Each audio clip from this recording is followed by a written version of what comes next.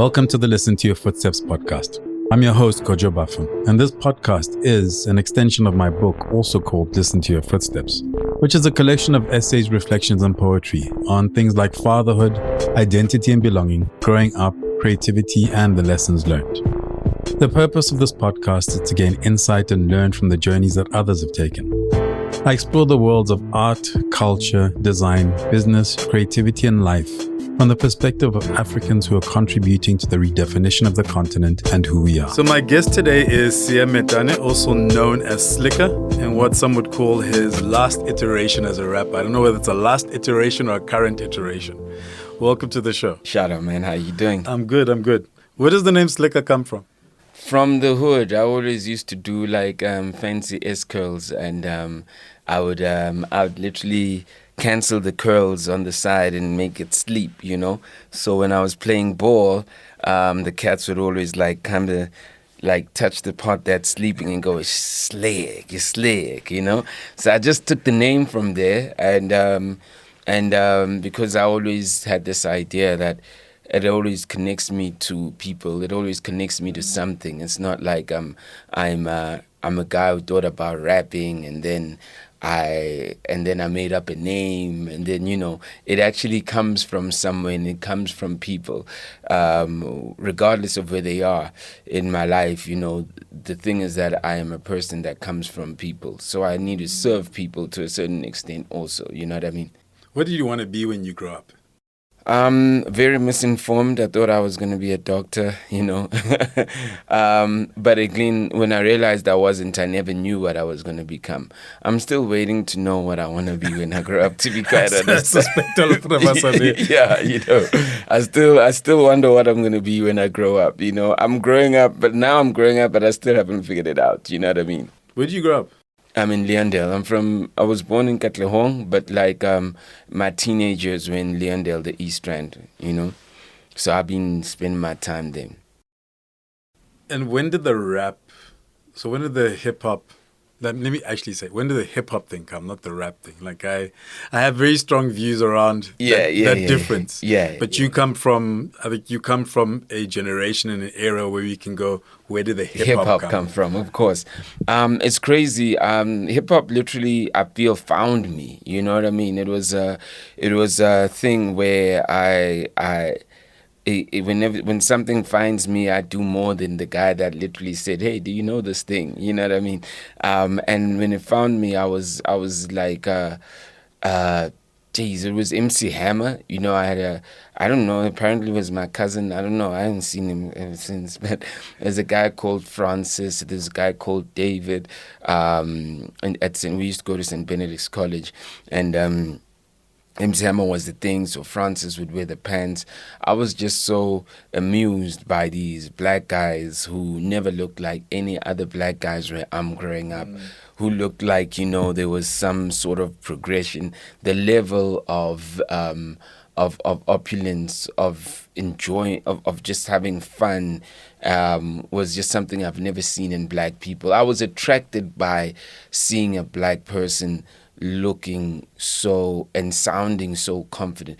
That really attracted me more than that was really the novelty I had with hip hop. It was like, whoa. I mean, over time I realized that if I asked myself, there were some songs when I did, I'm like, it was a crap song, but just to see black people so inspired and so excited to be alive and opinionated and challenging a system, and almost fearless to a certain extent. I had never seen black people like that. And if they did, and if I had seen them and they were fearless, they were politically orientated. They weren't wearing Adidas. They weren't like they never had speakers or chains. You know, it was politically orientated people that could have been your uncle. So you also saw the dark side. There was a bad, you know what I mean? But I never saw any dark side in there. That was just like, yo, can black people be like this? I want to be black. You know what I mean? So what was interesting for me was coming to South Africa. So I really started coming like from 1990, because before that, I mean, I'd flown through the airport, and ironically, when Hammer came out, like I think I landed in Germany as an exchange student for a year, a couple of days after You Can't Touch This came out. So the video is still very vivid. And I had my pants and my Freedom shoes and I had my medallions.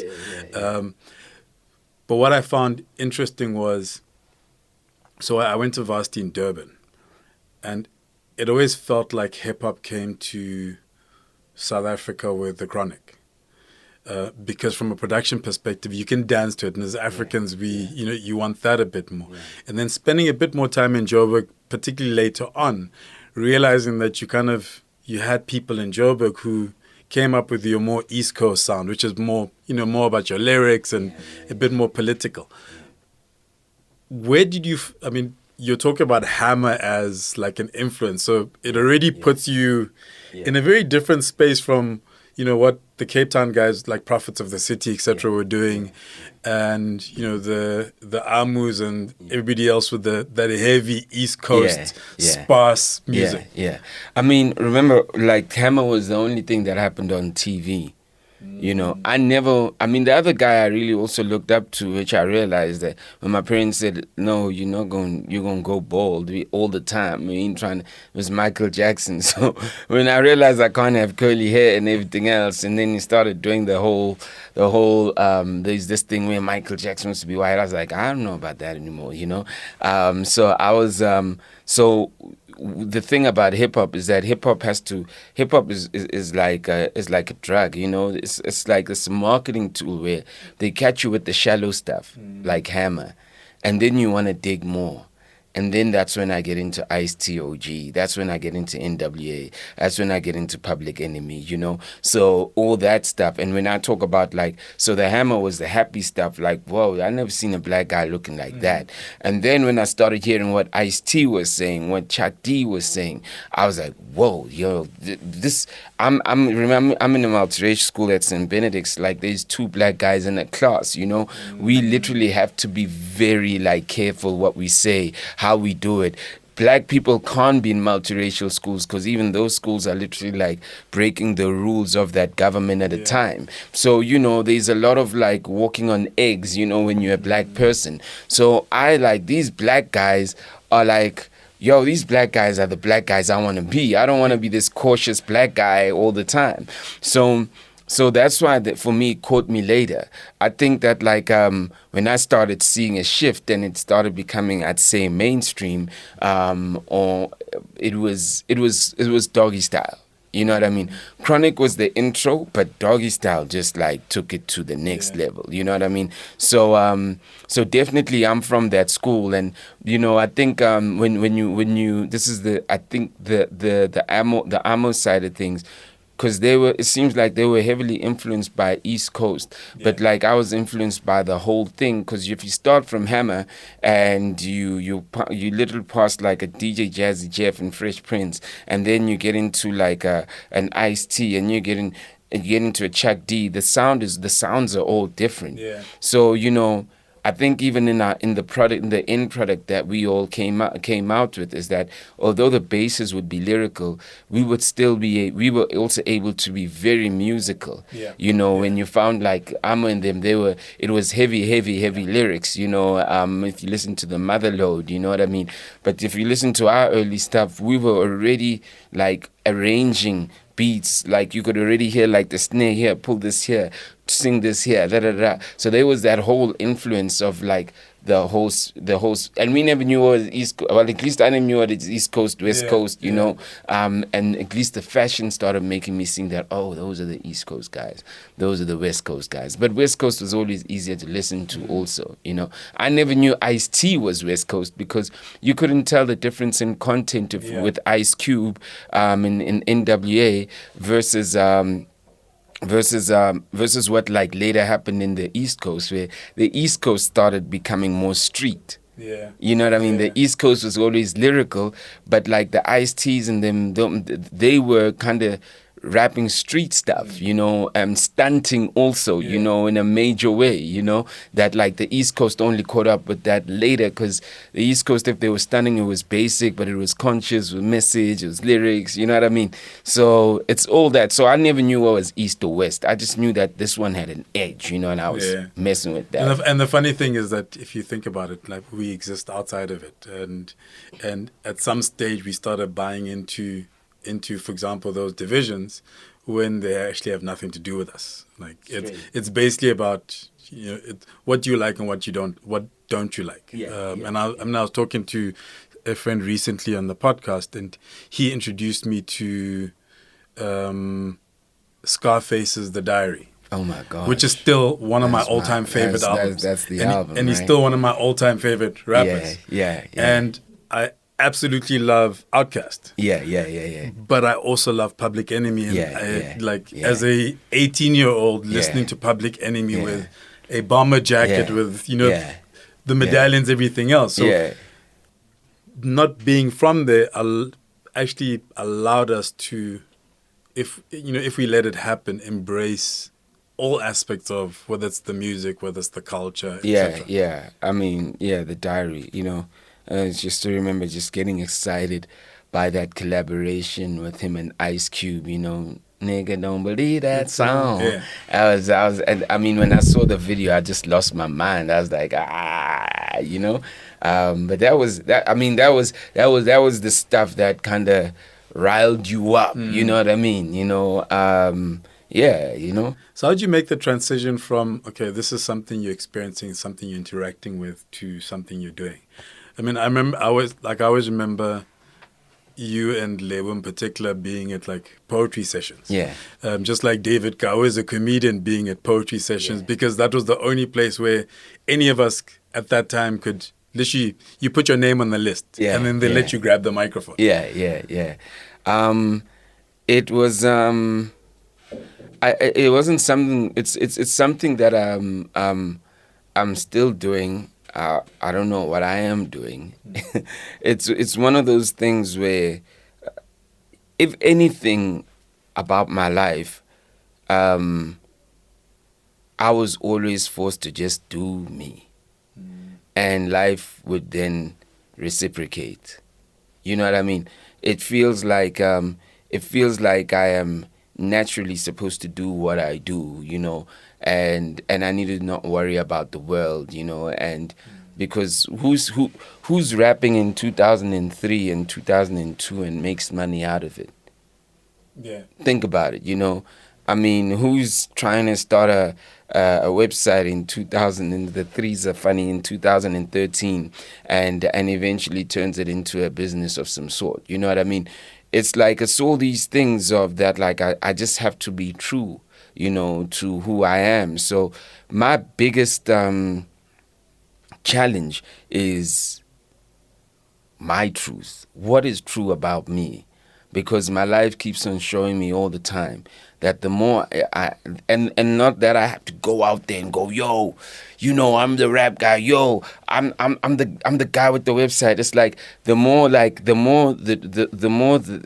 normalize the truth even about myself, you know, the further I go, or rather I can say this is my truth. But I just want to say, even with rapping, you know, I can rap and like go, I got so much, or I do this, or that I can, and then you get to a point you go, I can't even say that anymore because it's so naturalized. It's like, so what?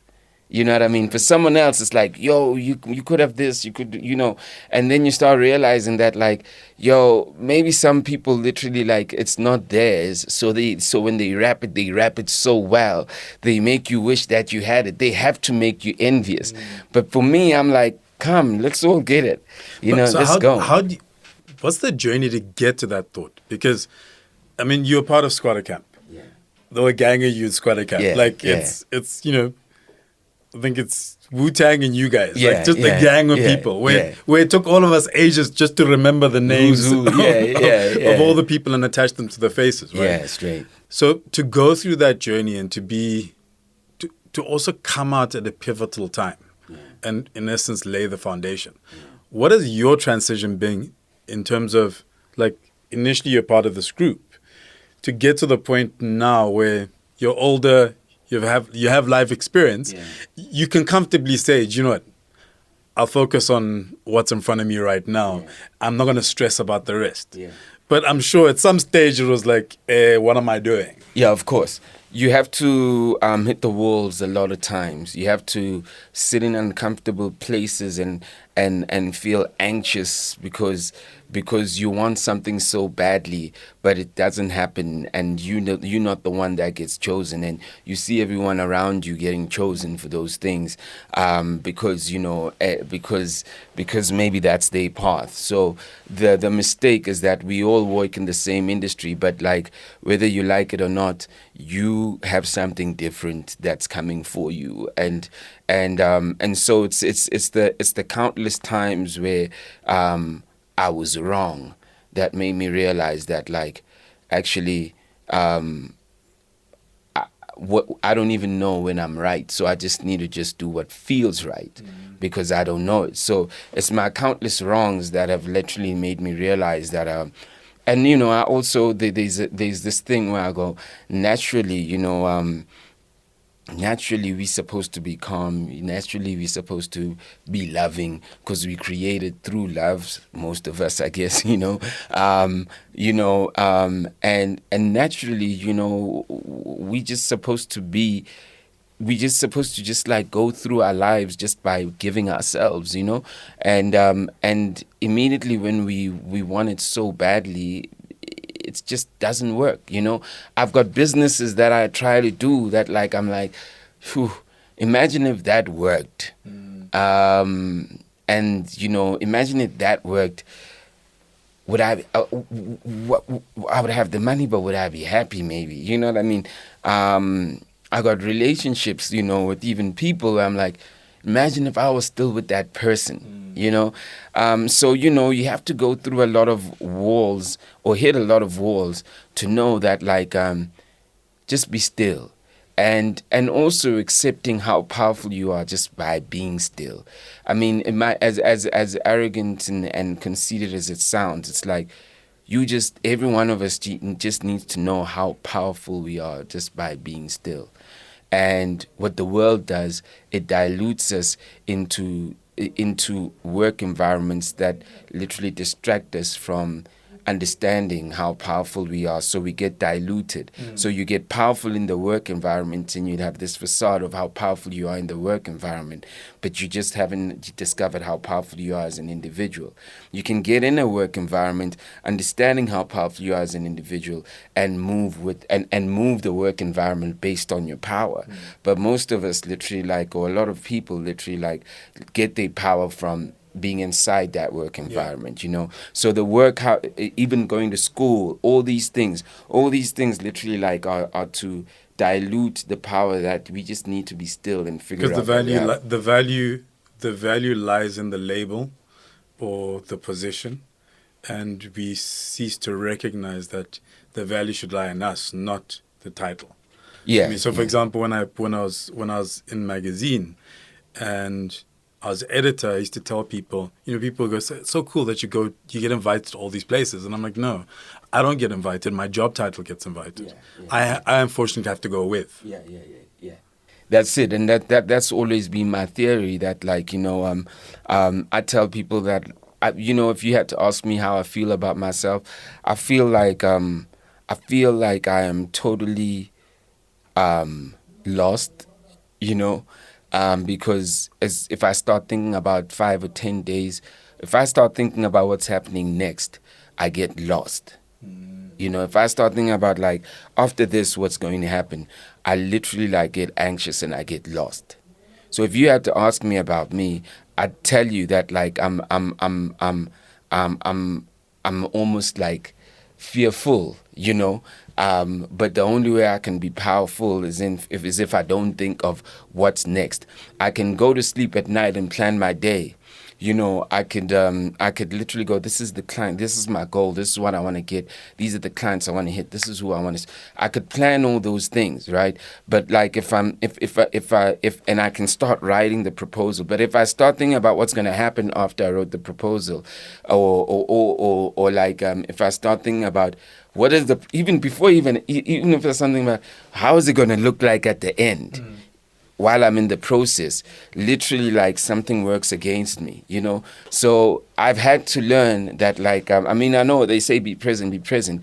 I've had to learn that like, if other people don't get it, I have no choice but to get it. Because that's the only way there's any results. It kind of perplexes me when someone goes, like last week, like some kid stood up. I was speaking somewhere, and he said, with Slick on Live, you posted this, and I'm from here, and wherever I'm from, it just gave us so much validation, gave so much power. It's like the way you kind of changed the perspective of who I am, and you kind of go, now if I knew that that's what Slick on Live was going to do, I was never going to do it. Right, so people always think that like your kindness is preempted, but like you literally want to be you want to find peace, so you choose to do kind things. Okay, right. Yeah. I don't know if that makes any sense. What I mean? It makes perfect sense. Yeah, like it does. It does make perfect sense. So maybe I know I'm a dick, but it's also, it's a weird space to be in, where every now and then, and it's a conversation that crops up for me often, where every now and then, so we each hopefully just living our lives focused on building our life, right? Doing the things that we need to do, dealing with spouses, children, life, petrol price, all of this stuff, right? And then you bump into somebody randomly, and they say to you, this thing that you said or this thing that you did at such and such a time changed my life in this way. Yeah. And you can't even remember the thing. Tell me about right? it. Yeah. And so I find it's a reminder, and I always say for me, because like I have a public personality, I'm not famous. Like there are people who are famous. Like when I walk with them, the attention is all on them. I can keep walking. And then one person out of 10 will go, don't you write stuff? And it's like, okay, no, there's my tribe. Like it's a smaller tribe. But it's never as big as that. But then you'll get somebody just randomly saying to you, yo, man, like, thank you. And you don't, first of all, it's a mindfuck. Because somebody's saying to you, you helped change the trajectory of my life. So where I am today is because I heard that. And it's like, yo, man, I was just writing something. I was just, trying to put food on the table, or I was just, I was trying to keep moving. So it makes perfect sense. Well, that comes back to the power of just knowing how powerful you are. But it's knowing how powerful fixing yourself is. Because it's not just you it's how fixing yourself is so powerful, because people don't know you fixing, they just see end result most of the time, and most of the things we're doing are because it's not giving up on yourself, it's just having faith in yourself first, and it's just the whole thing that I've had to learn in my life. Everything I've done is because when my parents said, we can't take you to secondary school, like tertiary, whatever, because we don't have the money, and your friends are all going every day, and you're sitting in the studio because you've just won some money from Jam Alley, and you've literally built this like small home studio, and your brother's does IT, and he gave you like a computer that's slow as fuck, and like you got the crack software, and this is all you do, and you just... I remember there were days where I gave up on myself, there were days where like I was tired of the music, There was days where I was just sitting at the home, and I was just exhausted, I was just exhausted with like not knowing who the hell or what the hell is going to happen, or I'm seeing everybody moving. I was just so exhausted, but like fortunately, I would default back to like doing a song again, writing a thing. This, what people don't understand is that even by the time you heard a song like Umoy, there's so many songs we made because we built the thing at home, and when we built it, we were fixing the songs. In a way, when we were fixing the songs, we were fixing ourselves because maybe you rap too much here, maybe you need a melody here, maybe you need, you know what I mean. So we had enough studio time in a studio that wasn't never had the best equipment, but we were practicing and fixing ourselves. So it's that thing where like constantly, like now I'm 40, and I'm not Uncle Vinny, you know what I mean. I've maybe passed a stage in my life where I could have been the most popular person, I could have been the most controversial or the person that everyone of interest, you know what I mean. But I'm not that, so do I stop believing in myself? And it's those things that I constantly ask myself, that like what really makes me believe in myself. So I've had to really see myself as a scared person if he thinks too far.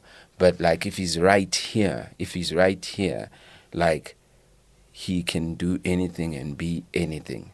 So for me, I don't even, I've been told my future, I've been told my future is like a couple of times, but then I realized I don't want to know, I know people who just go, I just want to go find out, I don't want to know. I don't want to know. People go, what's going to happen? How do you want people to remember you? I don't want to be remembered. I just want to, and like, we take for granted the fact that like they go, people are doing things that are inspired by what I started 20 years ago with my group, what I started 10 years ago with Slikour Live, and what I pitched to a brand, which like no one knows that I was in that boardroom, and they've kind of used that as a blueprint to select how they work with certain.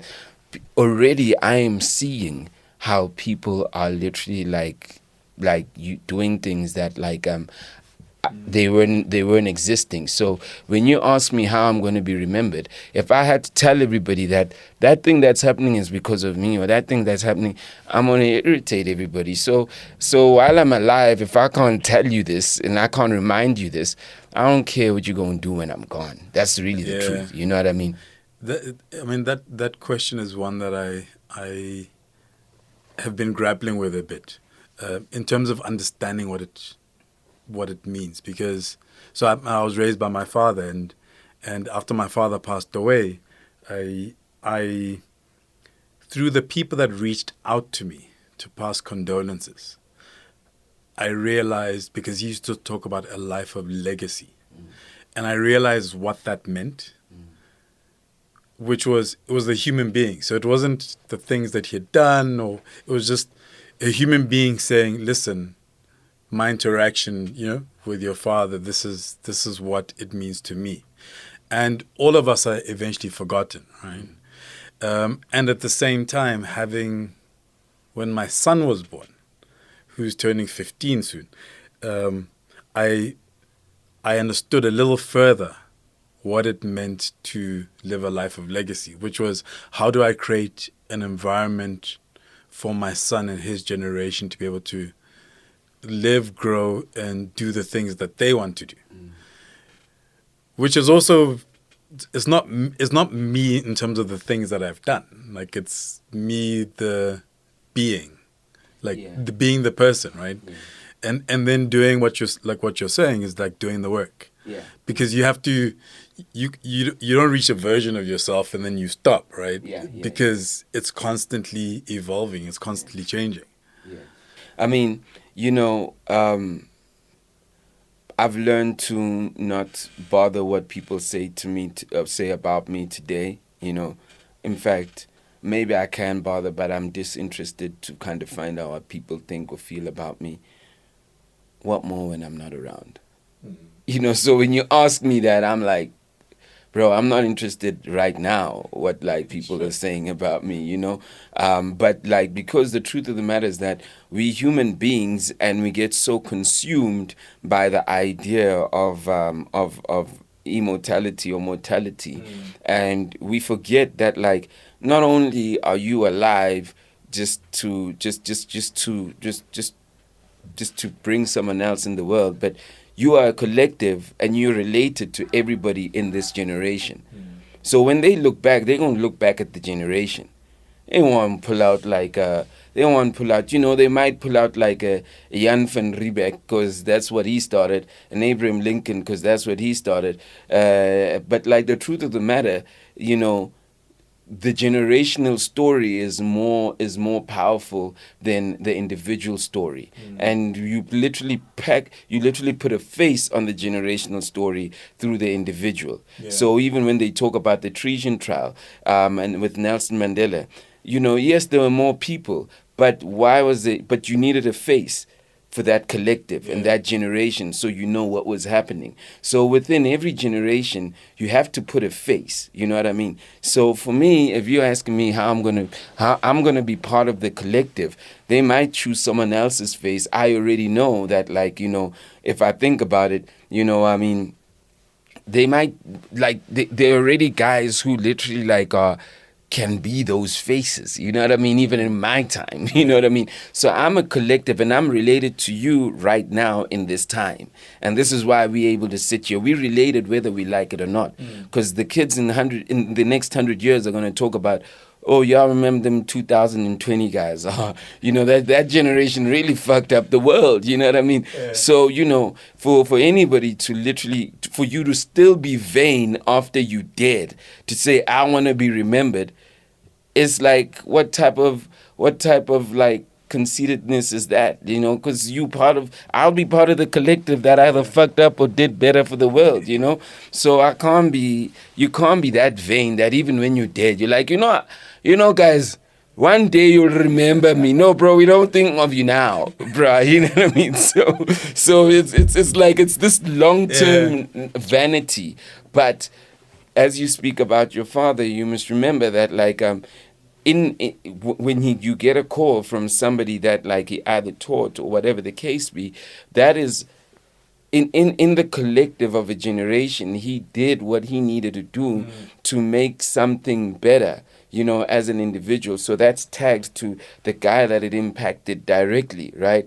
And for him, he can go, who taught me? And he can tell all his friends, at a bar, and they're like, I saw what I was taught by this. But that's the thing for us. Everyone is touching somebody, but when there's a collective of people touching a couple of people, you then get this collective consciousness or this collective evolving of thought, or this collective evolving of business, of ideas, etc. So everybody has to touch somebody some way or the other.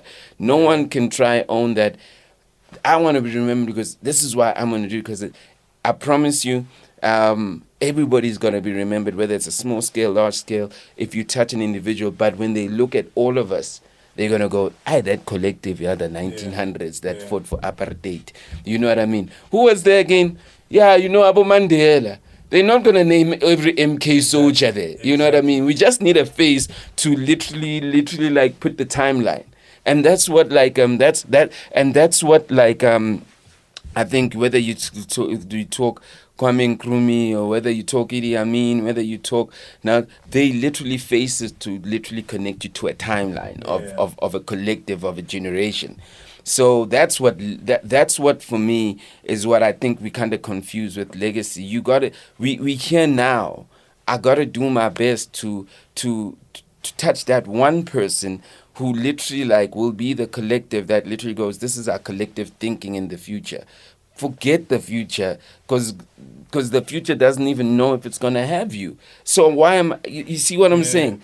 It's just how I feel. This is me trying to manage my anxiety again. You know what I mean? You are listening to the Listen to Your Footsteps podcast, a podcast in which I chat to Africans from a cross-section of society and sectors, including art, culture, design, business, and creativity, to name a few.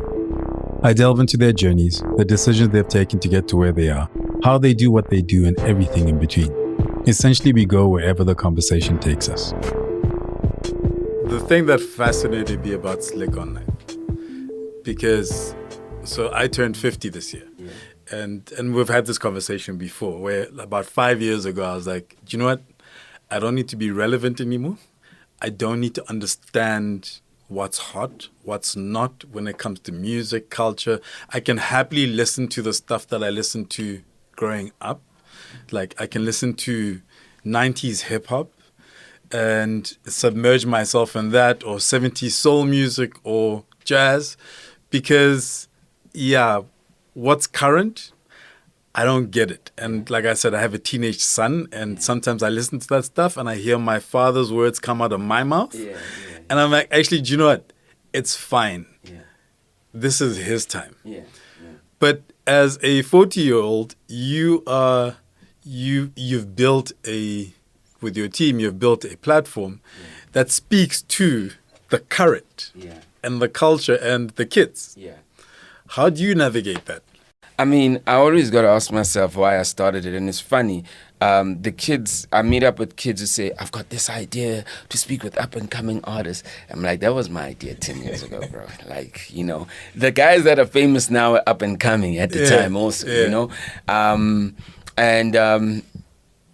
And so, you know, but one thing I wanted to do, I said, how do I help in perpetuity? You know, how do I literally help in something I really care about forever, you know?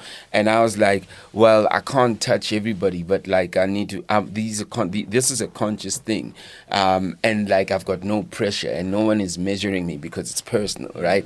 I was like, I could literally like at the time, obviously I was still like, you know, prominent in the industry. I was like, what if I could use the leverage I have to literally put everybody, because, you know, I can't get you on YFM, I can't get you on KFM, I can't get you, but I can get you. I'm still Slick, right? I can get you on my platform. So it's Slick on Live. So why don't I use that to basically tell the stories of these guys who are on their way, right? And how could I do that forever, you know? And so I was like, well, Media 24 is doing it with platforms, I wonder how they do it. And I said, okay, let me start the platform. You know, the power of the platform was that like it moves from now, I don't even do any content on the platform. Now, not only is it a platform where I'm touching people indirectly that I don't know, now there are people who are walking in. And what is the mandate? The mandate is we building. No sensational content, nothing, and we're a music platform. These guys now are literally have walked in a space where they now, off this idea of me touching other people's lives through giving them that confidence, you know, now you hire people who giving people confidence. Do you know what I mean? Now there's younger people who are giving other people confidence, but they still meet me and they're like, yo, that thing you posted, and I'm like, yeah, you know, but I realized the snowball effect of like something that comes from a good place, where like now you got guys directly who are giving other young people, and the concept of giving people confidence on an owned platform was never there before, you know what I mean? So the whole idea of Slick on Life is giving you confidence, making you believe that you're being seen and everything else, you know, by a peer or someone who's an expert in the space in something that you do. So now you're hiring guys who are doing that, and they're writing these stories, they got their names, blah blah, you know, we're going to events, and it becomes a cycle. And what you do now, you kind of like think like you're an ESCOM. When the Buddha people build ESCOM, they're like, yeah, we'll give it to you to fuck it up now. So your mind also has to be like ready to, it's something I believed in. I was young enough to go do it, but how many people believe it? And let's give it to the guys that we employ so they can fuck it up. I'm hard on who I employ, especially on the platform, because of this. Because you need to be committed. You need to really want to tell the stories. You need not to be like, I want to compete with the artist because that guy looked at me this funny way. You have to move that shit aside, and you have to go, this is still the culture, this is the story, and we're not putting any kind of barriers. So that's the whole idea. It's like, it's like that constant thing of going, how do we build confidence with something that we own, that something within our hands, and then we bring in new guys. I never thought that I'd be able to hire people with it, you know, and hopefully it will keep growing. But the point of it, the idea actually is that I know that like we like being around for 9 years, right? As a website.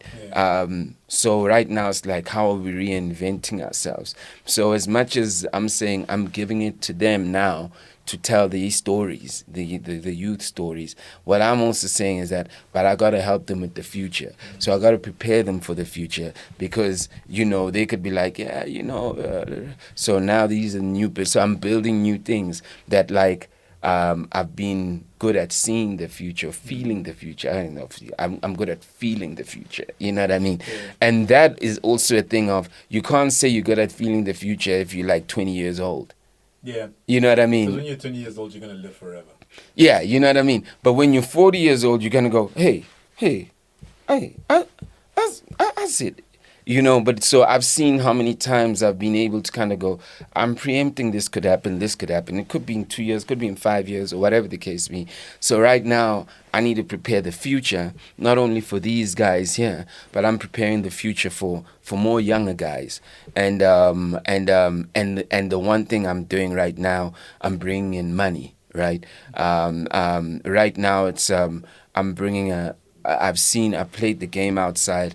I'm bringing a money management tool inside the game, I'm bringing a money management tool for artists where they'll be able to be like, almost like card carrying money management tool for the things that you want to do. It'll allow you to do like e-commerce and online payments. It'll allow you to see your money from all your work as an artist, and be able to plan. When artists are traveling or just general production or content crews, there's 10 of you, and like someone is cleaning, or you got promoters and you're running an activation, and you just got to pay guys. You'll be able to put this money in this card, and you just send the money through like through their phone numbers and everything else.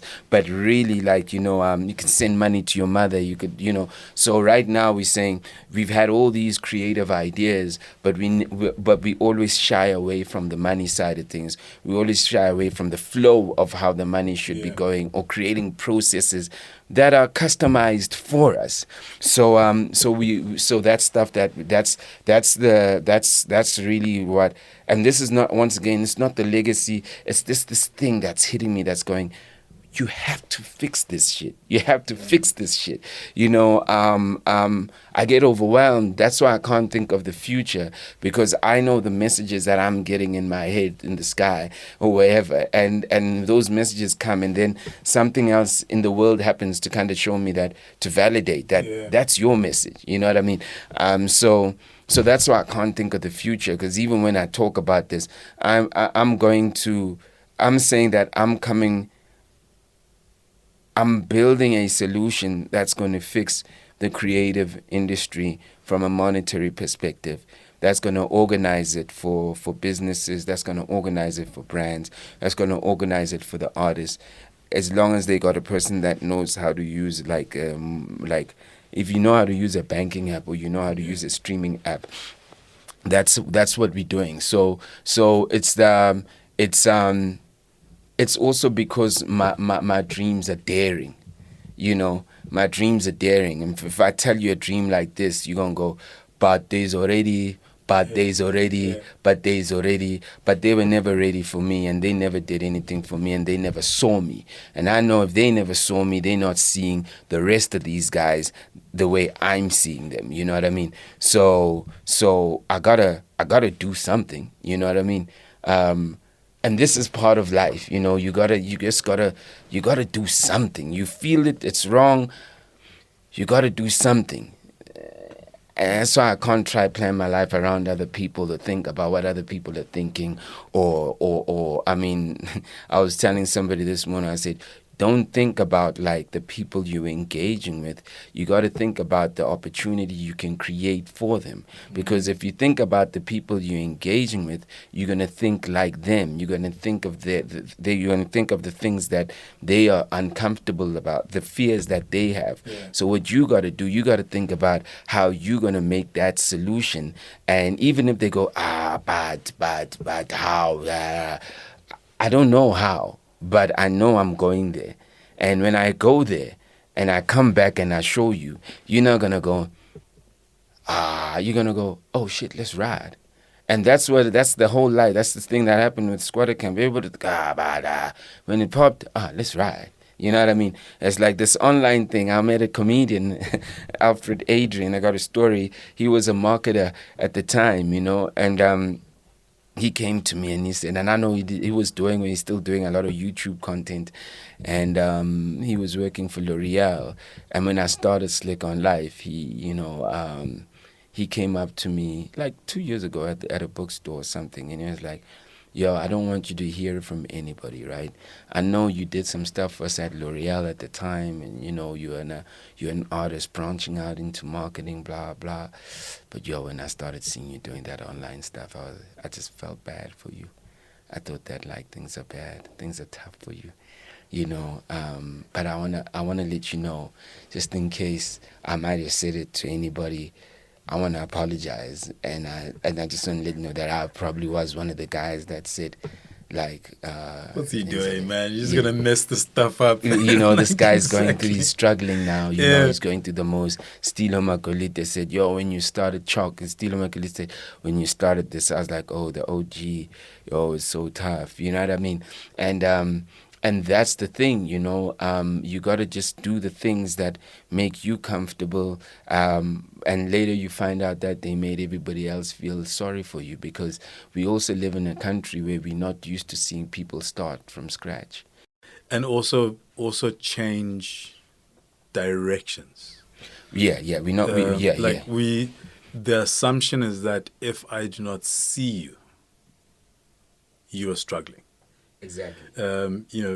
The only way Slikour can be successful is if I keep seeing Slikour on TV every now and then and at parties. Yeah. If I don't see him, then he's probably down and out somewhere. As opposed to actually, I don't see him because he's doing some really interesting stuff.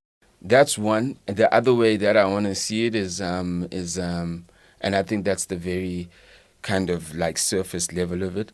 But the other way that I see it is I force my mind to understand, to think I understand what you do. Immediately when you challenge my mind, I don't have the time to fight the challenge. I just resort to, it must be tough. Yeah. Because it's my mind that I have forced and convinced that this is what you do. You're an editor, So I've literally like boxed my mind to perceive you in one way. It's the type of thing and that's seen as the pinnacle. Like whether it's you're the rapper, so it's the top of one plateau at least. Like you've reached the top of something. Yeah, because I don't even know even if it's about the top. It's more about like we scared to shift our minds. We scared to see things differently. Especially even about people. And the more we see things differently about people, the more we'll see opportunity in people. You know what I mean? Sure. The more we'll see like how we literally can work with them in a way. So I want to use an example. It's like the most basic example. Someone can tell me that, hey man, the guys from this agency, the guy is racist. The owner of it is racist. I could sit with black guys that tell me that, tell me that. And then I meet the guy one day, and I just have a chat with him.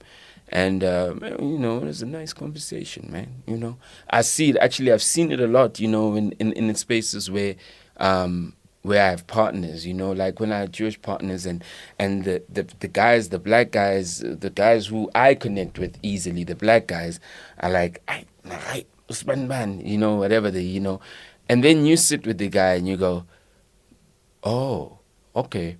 No, I see this guy. No, this guy is actually cool, You see, the thing is that, like, I've allowed myself and my perception to see more.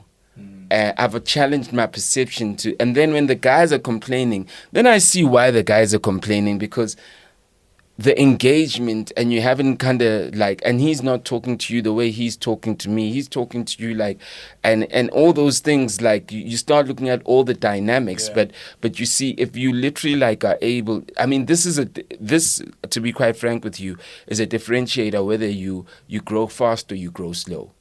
You could literally sit around people and people can tell you a person's like this, and you could already sit around that person and you already are ready to give him the answer that you had when you were sitting with those guys around there.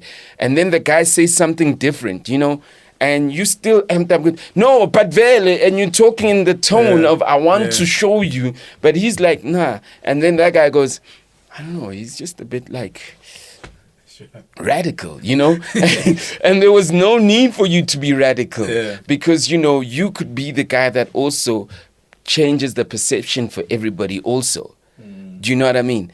Remember, I said we all a community. It don't matter how much money you have, don't matter how white you think you are. Like the white guy that literally is racist doesn't understand he's part of this community. And the black guy that's racist doesn't understand that he's part of the community, So we all a community and we all bleed the same blood. The reality is that, like, I just want to hear your perception. But energy is an incredible thing, and I can already feel that the energy is not right. Even if I feel the energy is not right, but I still don't agree with what the guys are saying. It's just that for me, I don't think that we gel. So it's those things that, like, the people that we revere, the people we admire, the people that we fear, we think so much about them, about the way we've seen them, about the way we see them, that when the opportunity presents itself, we sometimes lose the opportunity because we were so stuck on how we thought they are. When the time they said something like, they'll have a long conversation with you, and then they go, and there's R1 million there, and then they go, and also, but you so stuck, you missed that one line. You know what I mean? Yeah. So the quicker we able to open up our minds and get ready to see, it's like marriage. Don't think you know me.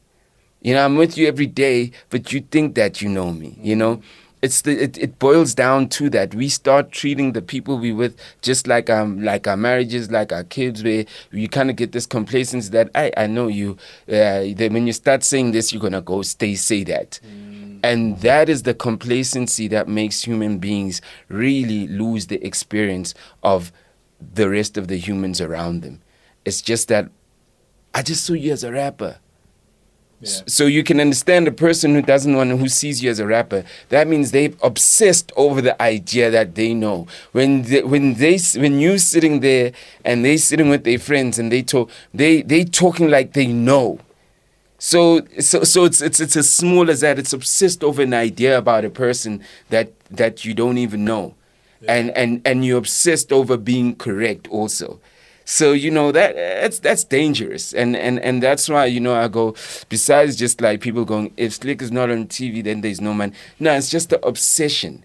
It's just the obsession of my ego to know that I'm right. This is what you do. I know better. Like, remember when an artist literally drops a song and they don't do the commercial? No, but why don't you do this? This is what I want. We want the old Nas. You know what I mean? We obsessed about this knowing people better than they know themselves, because if we're wrong, it says something about us. That's the ego, right? So I had to learn that people are so obsessed about being right about you. That's why you also can't be obsessed about understanding what people think of you, let alone what people think of you when you can't. You know what I mean? Because then it becomes like a cycle. You get caught up in that cycle. You get caught up in the whole thing, and then you don't move. You never break out of it. You get stuck in that. Exactly. I mean, it's like when I went into magazine and I was editing Destiny Man, and then people would say, how does a poet edit a business and lifestyle magazine, right?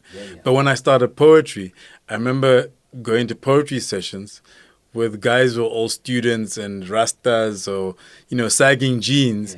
And I had an IT consulting company, right? And I went for my trim every week, and I was tidy during the week, right?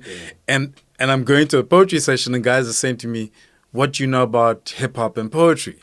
And I'm like, but I've been listening to and I've been part of hip hop for like 20 years already. So like you're saying, it's like there's this idea, there's this box, there's this perception. And people just get so caught up in that when you transition, it's hard work, and it's easier just to go. And that's crazy because like I always say, the mind works better when you box things, not when things are everywhere. So that obsession of, okay, you're a poet, I'm a poet, I saw. Understand? Yeah. So it's not even just like it's not even about you. Yeah. It's not even about Slick is not on TV. It's like Slikour, I'm a rapper, but so. Yeah. You know what I mean? So the mind loves working in boxes, but when the mind works in boxes, it keeps the world where it is. You know what I mean? So immediately, if we can literally like go get out those boxes, goes, oh, poetry. I'm a poetricians. Like poetry people are like this. Immediately when you get out that box, you start creating a new world, and that's how the world reinvents itself. That's how the world constantly like becomes new. It's those guys that literally go, yeah, I'm a poet, but I'm this, yes, I'm that. And it's the minds, not just the guys, it's the minds that are ready for that. Because that's why I love using the Luxian culture analogy where I go, when we were young, when like Wandi and Chabi, rest in soul in peace, Wandi, when they literally like were selling like they're getting their clothes and their shoes in stores, that was so huge for us, right? And because there was a mind that literally said, whoever his partners were, that said, guys, we'll do this. There was a mind, right? But that mind was not ready for what Sheldon is doing, was not ready for what Theo's doing, and was not ready for what Lekao is doing with Drip. Because the difference between those two worlds is that the one literally was like, we'll put you in the places we have power. We'll put you in our stores where we have power. This one was like, wait. And by the way, these guys had the power then in the malls, right, during Wandi's time. Had Lekao said, I want to buy a store or hire a store in a mall, those minds were not, the minds who made those decisions were not ready. Yeah. Come COVID, come tough times, come tough economies, the white guys are putting anybody in now in the property they own.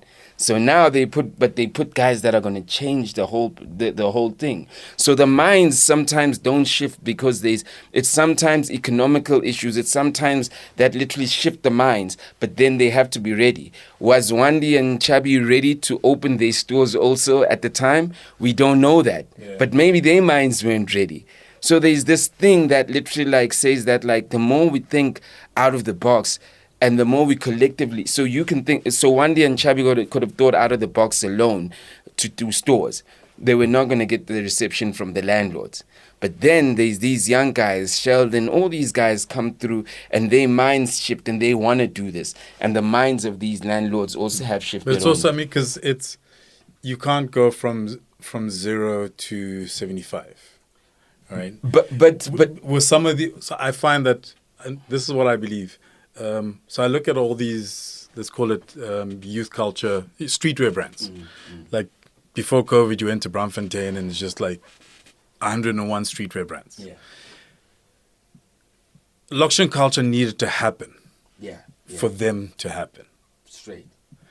So Luxian culture, because like also FUBU needed to happen in the US for Luxian culture to be able to happen in South Africa. Yeah. So each one is kind of planting that seed and shifting it, what you talk about, the collective, like shifting it a step forward. Because it's hard to go from FUBU to your own streetwear brand with your own shop in Braamfontein. Exactly. Like we needed time. Yeah. Just like we needed to go from Hammer, you can't touch this, to Umoya, to Casper, Nasty C, etc., etc. If Moya hadn't happened, would this look like this? Exactly. Right. So it's the incremental growth. And what I'm trying to say is that if Moya hadn't happened, without the collective that literally made it valuable, that validated it. Yeah. That's why they talk about us in generations. That's why we are part of that community. Because Squatter Camp is nothing without the people who validated that song and said, we love it. You know what I mean? So, it's that community that goes back to the fact that people go back and look at community versus looking at like, oh, it's that, because it's that community that created it. And now that community literally like has seeds, and those seeds literally like are having nasty seeds. You know what I mean? That communities are having nasty seeds, and nasty seeds literally like are growing up with their seeds that they going, yo, you know what I mean? So that's why I just go that, when you personalize life and you take life seriously and you think it's all about you in trouble. But when you are tasked to do things, like I feel I am tasked to do things, these things I sometimes feel like once I'm done, I'm going to die. Do you know what I mean? Sometimes that's how tasked I feel. You know what I mean? I'm tasked to do things. So everything that I do, I am tasked. And I know that, people always tell me, yeah, you got to do. I'm like, I don't know about all I know is that I got to do this now. And even when I tell you these ideas, I'm saying that these ideas, they might be someone else who comes in 20 years who's literally going to make it bigger and better with better technology, better this. So there are things that I am tasked to do. I've made peace with that. And that has been happening with my life ever since I was 19 with that Squatter Camp stuff. I was tasked to do those things. And, I guess the biggest fear is that when am I out of service? So you know what I mean? So for me, like anyone else in the world goes, hey, 55, it's time, it's the retirement package, So my biggest fear is like when I'm out of service, and I don't know if it's a fear, but like it's almost like an anxiety. I wonder what happens when I'm out of service. So I've almost like kind of go, maybe I'm just going to die then. You know what I mean? So these are thoughts that I really have, about everything that I do. You know what I mean? Oh man, I don't think you're ever going to be out of service, but thank you for thank you for that. That's it. We could go on for another 2-3 hours. Let's rather hold some of those thoughts for down the line. So thank you very much. Thank you, man, for your time. The Listen to Your Footsteps podcast is produced by Zebra Culture. If you have ideas of what we can do better, people you'd like us to have a conversation with, or would just like to share a thought, you can email me on info@zebraculture.com. To check out past episodes, go to kojobuffer.com/podcasts. And if you enjoyed this episode, please share with a friend. If you'd like to get a copy of the book, Listen to Your Footsteps, check out kojobuffer.com/book. There are details on the various spaces it's available at. I'd also appreciate it if you could leave a review or comment wherever you listen to your podcasts. Finally, there's the Zebra Culture by Kojo Buffer newsletter, where on a weekly basis, I share a curated list of articles, playlists, videos, etc. that have caught my attention. Thank you for listening. I hope you enjoyed listening to the conversation as much as I enjoyed having it.